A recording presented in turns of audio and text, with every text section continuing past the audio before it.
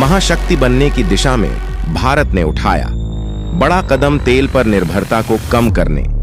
मोदी ने चला master stroke dragon की, जल्द ही निकलेगी अकड़। दोस्तों, प्रधानमंत्री नरेंद्र मोदी की पहचान है कि वह जो बोलते हैं उसे करने में ज्यादा वक्त नहीं लगाते हैं। पाकिस्तान की अकड़ ठिकाने लगानी हो या चीन को पटखनी देनी हो, इस मामले में मोदी के पंच से दुनिया वाकिफ है।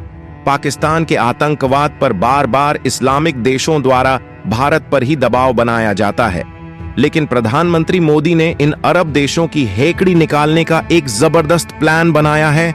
दरअसल अरब देशों को ऐसा लगता है कि पूरी दुनिया उनके तेल पर निर्भर है। अगर वह भारत जैसे देश को तेल नहीं देंगे तो वह बर्बाद हो जाएगा, लेकिन वह नहीं जानते कि भारत का नेतृत्व ऐसे मजबूत हाथों में है जो हाथ मिलाना भी जानता है और हाथ मरोड़ना भी। अरब देश तो भारत को आंख दिखाना चाहते थे, लेकिन उनका यह दांव उन पर ही उल्टा पड़ गया है। दोस्तों, आप जानना चाहते होंगे कि आखिर प्रधानमंत्री मोदी ने ऐसा क्या किया है, तो हम आपको बताना चाहेंगे कि प्रधानमंत्री मोदी ने फैसला लिया है कि हम कच्चे तेल पर अपनी निर्भरता कम करेंगे। दूसरी ओर अरब देशों से तेल की खरीदी कम से कम करेंगे। भारत के इस डिसी से अरब देशों की नींद उड़ गई है। चले थे पाकिस्तान का समर्थन करने, लेकिन वह भूल गए कि पाकिस्तान वह नासूर है कि जो भी उसके पास जाता है वह बर्बाद हो जाता है। अब सारे अरब देश अपने किए पर पछता रहे हैं, लेकिन अब देर हो चुकी है और प्रधानमंत्री ने इस मामले में बहुत बड़ा कदम उठाया है जिसने दुनिया भर को हिलाकर रख दिया है। दोस्तों, इस बारे में जानने के लिए वीडियो को आगे देखिए। लिथियम रेस में भारत की एंट्री अर्जेंटीना के साथ कर दी। डील दुश्मन चीन की धड़कनें हुई। तेज भारत ने तेल पर अपनी निर्भरता को खत्म करने का न केवल ऐलान किया बल्कि उन पर काम करना भी शुरू कर दिया है।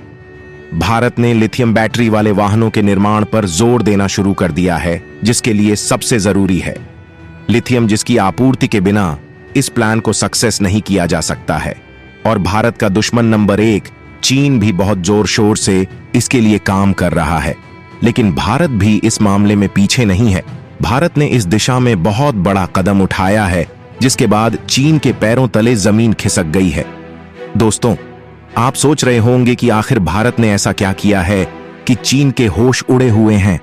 तो दोस्तों, हम आपको बताना चाहेंगे कि भारत ने लिथियम के लिए अर्जेंटीना के साथ बड़ा समझौता कर डाला है, जिसके तहत भारत 200 करोड़ का निवेश करने जा रहा है। दोस्तों, आखिर यह कौन सा करार है जिसके तहत भारत और अर्जेंटीना किस तरह का काम करने वाले हैं?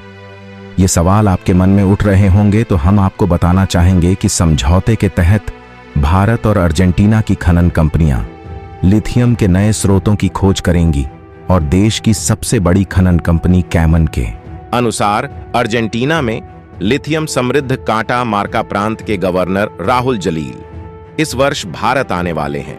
वहीं भारत के खनन मंत्रालय ने यह घोषणा की है कि अर्जेंटीना के साथ यह साझेदारी भारत के लिए लिथियम सुरक्षित करने के खनिज विदेश इंडिया लिमिटेड KVIL के प्रयासों को बढ़ाएगी। इसके साथ ही ब्राइट टाइप लिथियम अन्वेषण, शोषण और निष्कर्षण में मूल्यवान तकनीकी और परिचालक विशेषज्ञ भी प्रदान करेगी। साल की शुरुआत में KVIL 5 लिथियम ब्लॉकों का पता लगाने और विकसित करने पर सहमत हुई है। दोस्तों, चीन की जिजिन माइनिंग ग्रुप जैसी कई वैश्विक कंपनियों ने अर्जेंटीना के लिथियम बाजार में कदम रखा है। आप सोच रहे होंगे कि लिथियम के लिए दुनिया भर के देश अर्जेंटीना का रुख क्यों कर रहे हैं, तो हम आपको बताना चाहेंगे कि अर्जेंटीना दुनिया में लिथियम का चौथा बड़ा भंडार है, जो चिली और ऑस्ट्रेलिया के पीछे है। ऐसे में इलेक्ट्रिक व्हीकल की दुनिया का बादशाह बनने के लिए भारत को बड़ी मात्रा में लिथियम की जरूरत है। वहीं अगर भारत इलेक्ट्रिक व्हीकल वाहनों की स्कीम सफलतापूर्वक जमीन में उतारने में कामयाब हो गया, तो न केवल महंगाई से निजात मिलेगी बल्कि दुश्मन देश चीन से बटने में भी मदद मिलेगी।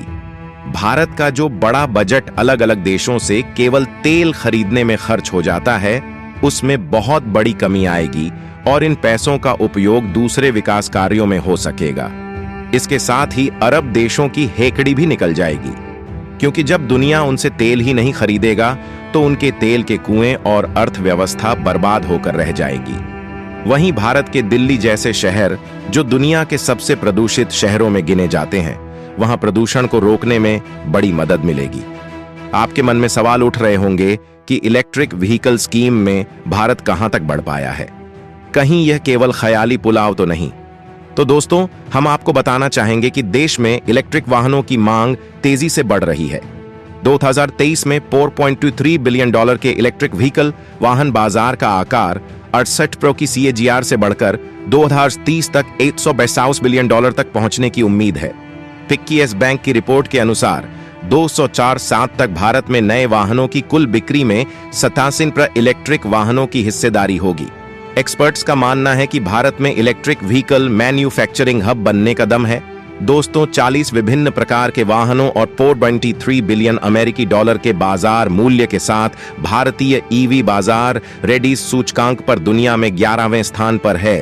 भारी घरेलू मांग वाला बड़ा बाजार भारत में ग्रीन मोबिलिटी के सुनहरे भविष्य का संकेत देता है। इलेक्ट्रिक रिक्शा जो महानगरों में प्रथम और अंतिम मिल कनेक्टिविटी में अभूतपूर्व है और उपशहरी और ग्रामीण आबादी को किफायती आवागमन प्रदान करते हैं। सरकारी समर्थन से भारत के ईवी उद्योग को और बढ़ाया जा सकता है। यह उद्योग सरकार से सब्सिडी कम कर सरल फाइनेंसिंग विकल्प, ईवी चार्जिंग इंफ्रास्ट्रक्चर के विकास और समान इंफ्रास्ट्रक्चर मानकों की स्थापना जैसी पहलों के साथ अधिक सकारात्मक दृष्टिकोण चाहता है।